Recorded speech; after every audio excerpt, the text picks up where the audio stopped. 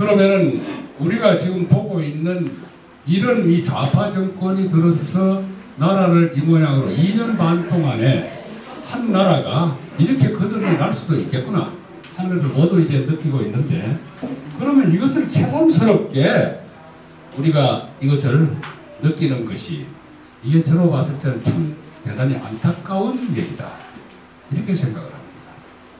왜냐하면 2016년 말부터 2017년 5월달 대통령 이제 선거를 할 때까지 제가 단기국의 대표로서 태극기를 들고 거기에 나와서 그해 3월 10일 날 헌법재판소에서 완전히 이제 파면으로, 대통령에 대한 파면으로 선고가 됐습니다만, 바로 그 전날까지 9일 날까지 헌법재판소 앞에서 단식 투쟁을 하다가 9일 만에 쓰러져서, 그러고 이제 보건병원에 실려가서 뭐 고장난 것이 한두 것이 아니라서 사실은 한 2년 동안 매년 한 3개월 이상씩을 다른 나라에 가서 치료를 받고, 이제 도저히 지금 더 이상 건강 핑계만 대고 있을 수 없겠다 해서 이제 작년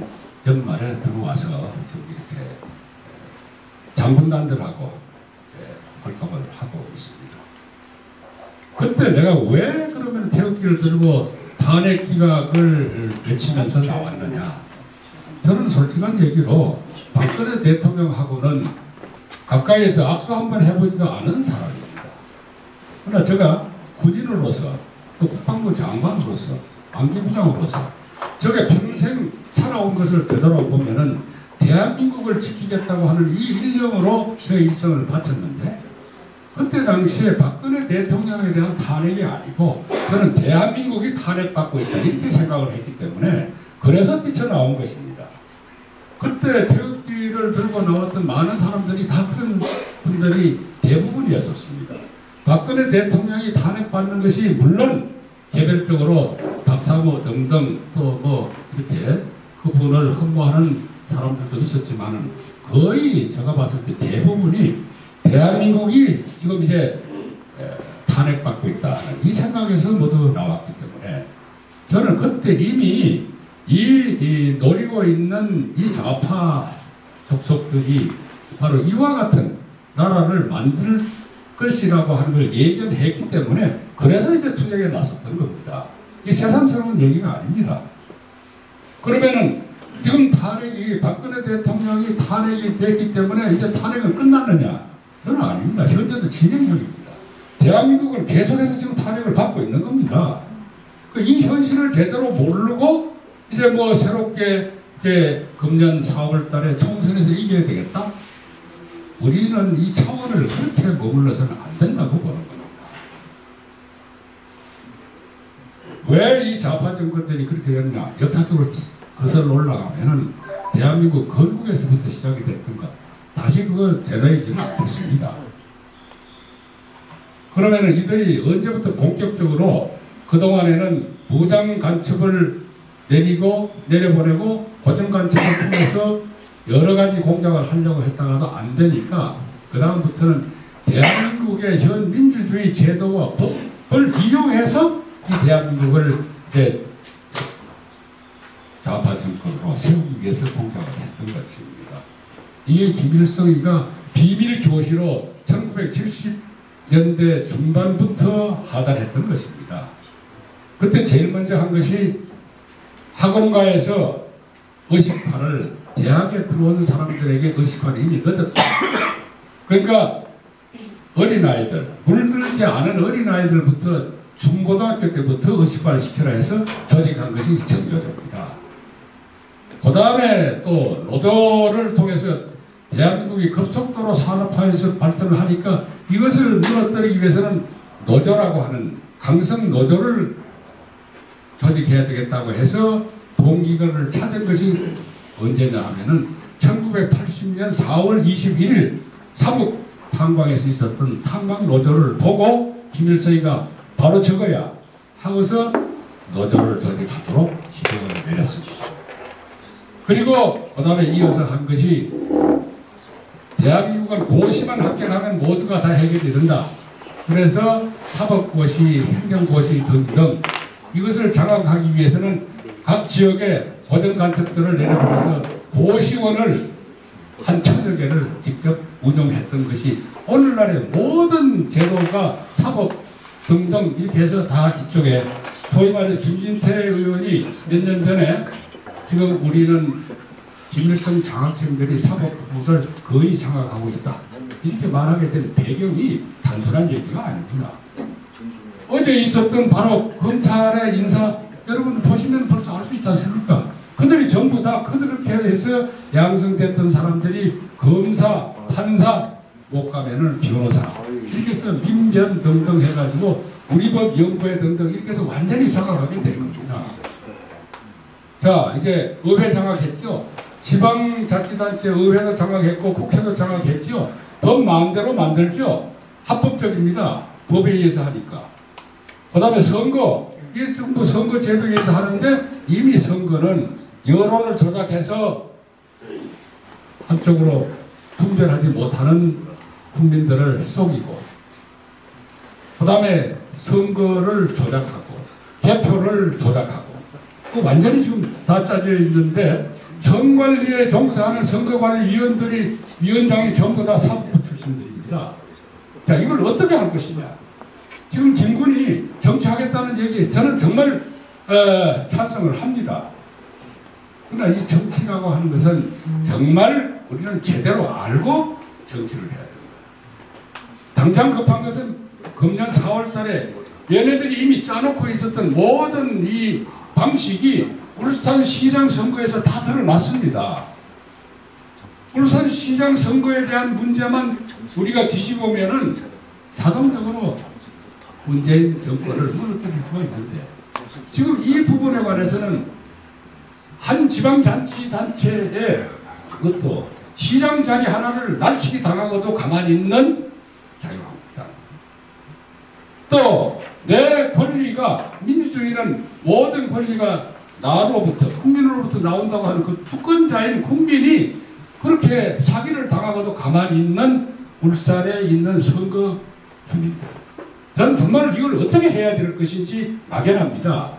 이것부터 깨우치는 것이 정치를 하겠다고 하는 젊은이가 됐든 아니면은 다른 분들이 됐든 바로 이것을 먼저 우리는 투쟁해야 될 과제라고 생각을 하는 겁니다. 이 책에 대해서 36가지 지적한 거 다 맞습니다. 그럼 이걸 어떻게 이게 나라냐는 하는 것을 비난하는 소리입니다. 이건 나라냐 하는 것은 대안을 제시하는 내용이 여기에 다시 추가가 되어야 되는 것입니다. 이승만 대통령께서 황족으로서 그분이 우리나라에서 이제는 왕권제도는 안 되겠다. 대한제도는 안 되겠다. 그래서 그 양반이 이제 운동을 한 것이 잘못돼서 역적으로 몰려서 사형선고까지 받았던 분입니다. 그분이 한 말씀이 있습니다. 그 책에. 한 나라의 지도자는 어느 날 갑자기 하늘에서 떨어지는 것도 아니다. 설령 떨어진다 하더라도 그 지도자가 뿌리를 받고 있을 그 주민들이 썩어 있으면은 그 뿌리 또한 금방 썩는다. 주민들부터 먼저 깨우쳐야 된다. 과연 우리 국민들이 그만큼 내 민주주의 시민으로서 내 권리를 지금 찾고 있느냐, 주장하고 있느냐, 이걸 먼저 깨우치는 그와 같은 노력을 나는 정치 지망생들이 꼭 바로 먼저 해주기를 바라는 것입니다. 광화문 거리에서 지금 토요일마다 수십만의 군중들이 모입니다. 제가 지방을 돌아다녀 봤습니다. 지방은 깜깜합니다. 정부가 다 전에 없던 거 주니까 좋잖냐. 이 소리가 지금 나옵니다. 우리가 들을 때는 그거 아주 과연 그렇게 있을 수 있느냐. 지지율이 계속해서 언론에서 나오는데 그 사람들은 어떤 사람들인가. 우리는 우리끼리 같은 운동장에 같은 애국운동을 하는 사람들끼리 모이니까 그것이 의문이 생깁니다. 그러나 그쪽 동네에 가서 보면은 그 얘기가 또 그들이 알고 있는 전부입니다. 이걸 어떻게 할 것이냐. 깨우쳐야 됩니다. 가르쳐야 됩니다. 근데 언론 전부 다 한편이죠. 광화문에서 아무리 많은 사람들이 외쳐봤자 물론 그것이 필요 없다는 얘기는 아닙니다. 이제 그와 동시에 각 지역마다 내년에 투표가 이루어질 253개 선거구마다 전부 다 가서 거기에 있는 유권자들을 깨우치지 않으면은 이것은 하다 보면은 4월달 금방 옵니다. 이것부터 우리가 과제를 삼아야 합니다. 오늘 여기서 특히 북토크쇼에 우리 대수장에 신원식 장군이 온다고 하고 신원식 장군이 하도 바쁜 몸이 돼서 저도 사실 공동대표이면서도 신원식 장군 얼굴 본 지가 작년에 한번 보고 지금 여기 오늘 처음 봅니다. 이렇게 바쁜 사람이 나온다고 그러고 육군사관학교 후배뿐만 아니라 특별히 이 양반하고는 내가 전방 육군 중령 시절에 전방 사단에 작전 참모를 했는데 자기가 상당히 아마적하지만은 저도 그 사단에 바로 그 작전 참모를 했습니다. 이런 얘기를 들었을 때 이건 결코 우연한 만남은 아니다 이렇게 생각을 합니다. 정말 한 사람이 하루에도 몇 가지 일을 해야 될지도 모르고 오라고 하는 것이 한두 번도 아닌데 제가 오늘 여기에 이 양반이 오게 된 것을 보니까 저도 그렇습니다. 많은 강연 요청이 있지만 젊은이들이 모인다는 것은 열일을 제껴놓고 갑니다. 사실 저도 오늘 오후 일정에서 아까 전화 받고 바로 일정 조정하고 젊은이들이 나온다고 그래서 여기 왔고 젊은이들을 돕기 위해서 모두 모이시는 어른들이 모이신다고 그래서 정말 제가 대신 감사하다는 말을 전하기 위해서 이렇게 왔습니다. 아무쪼록 오늘 신원식 장군을 모시고 좋은 얘기를 서로 질문하시고 논의를 해주실 것을 부탁드리고 특히 정치를 지망하는 젊은이 나는 정치인들에게 아까 최강 장관님께서는 공부를 많이 해야 된다고 했습니다. 물론 공부 많이 해야 됩니다. 그러나 근본적으로 정치 지도자는 그 마음바탕에 국민을 사랑하는 지극한 애족정신, 애민정신 이것이 곧 나아가서 애국정신이기 때문에 그 자기가 지도자가 되는 그 대상을 사랑하는 마음이 먼저 있어야만 훌륭한 지도자가 되는 것입니다. 그래서 먼저 내가 정치인으로서 지금 잘 나가고 있는 정치인 누구를 모델로 삼는 것 중요하지만 그 이전에 과연 내가 내 몸보다 내가 정치인으로서 정치를 해야 되겠다고 하는 그 대상을 더 사랑하는 하는 생각을 먼저 하고 그러고 난 다음에 정치를 하시는 것이 옳다. 이렇게 봅니다. 말씀이 길어서 대단히 죄송합니다.